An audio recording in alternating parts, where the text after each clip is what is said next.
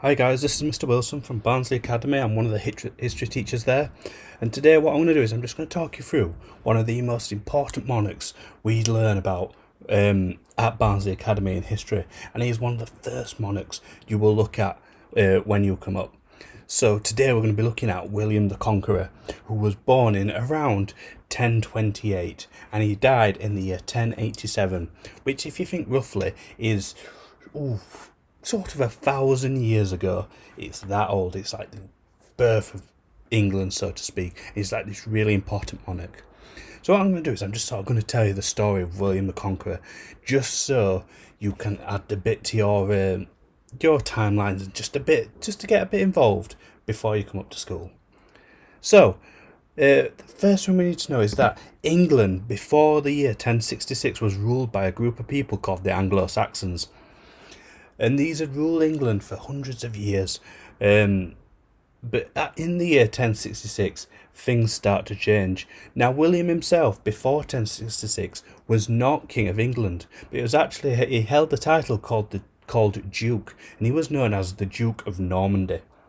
Now, this area of Normandy, it's sort of North France. If you look at a map and you find France, it's the top little bit of France that's closest to England. And he was the Duke of Normandy, so he wasn't a king, but he did sort of rule this little bit of land under the King of France.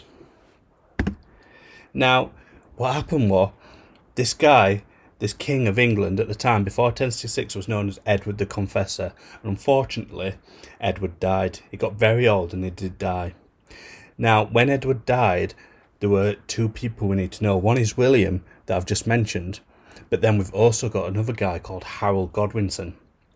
Now, Harold had at one point promised William that he could become king after Edward the Confessor died. Now, the problem is, when Edward the Confessor did eventually die, Harold broke his promise, and he crowned himself the King of England.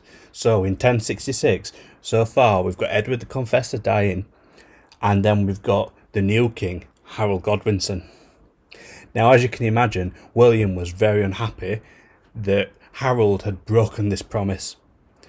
He had promised that William could be king, and he'd broken it and crowned himself king. So William is quite livid, if we're being honest. And what he does is William rouses an army, and then he decides that he's going to invade England.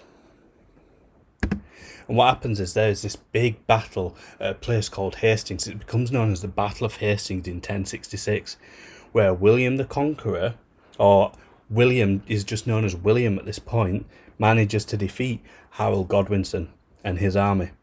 Now, he does this using a very clever tactic. It sort of happens by mistake to start with. In all the confusion and people rushing around in battle, William's soldiers think William gets hurt and think he dies. In actual fact, it was just a random soldier. However, what does happen is that his soldiers then panic and they start to run away. Now, seeing this causes the other soldiers, the enemy soldiers, the English soldiers, the Anglo-Saxon soldiers, to chase after the Norman soldiers. And in doing so, the Normans can then turn around and attack the Anglo-Saxons all of a sudden. And William sees this, and he uses this as a tactic. And about 2 or 3 times he pretends to run away. And then he turns his soldiers around and they start attacking again. And in doing this, he manages to start winning this massive battle. And in the end, Harold Godwinson, this guy that had promised William the throne, promised William he could become king, is killed. And we think he was either shot in the eye by an arrow or he was either cut down by a man who was riding a horse. Now, once William became King of England after his army had killed Harold Godwinson and his army, William ruled England for 20 years, which is a really long time for a medieval king or queen.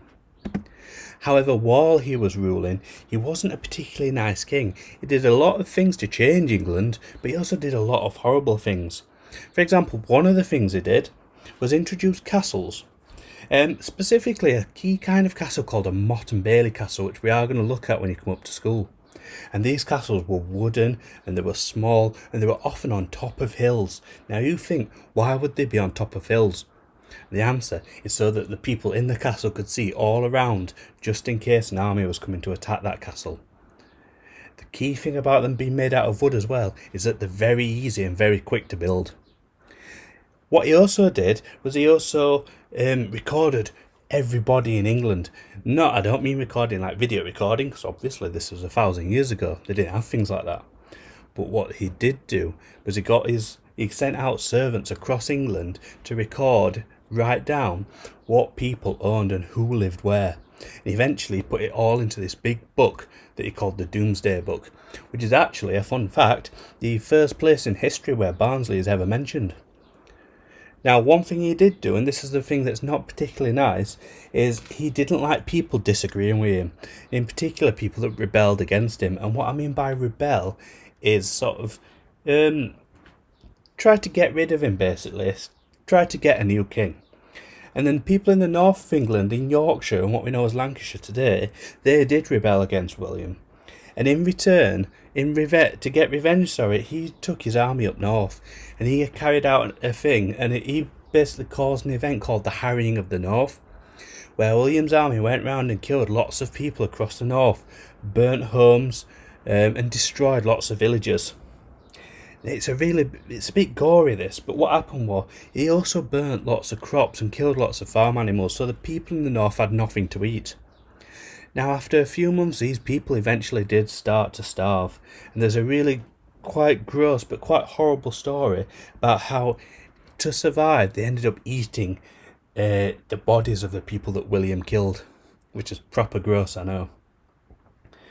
So we know that William, although he's sort of this really important king of England, he won the Battle of Hastings, he wasn't necessarily a nice guy.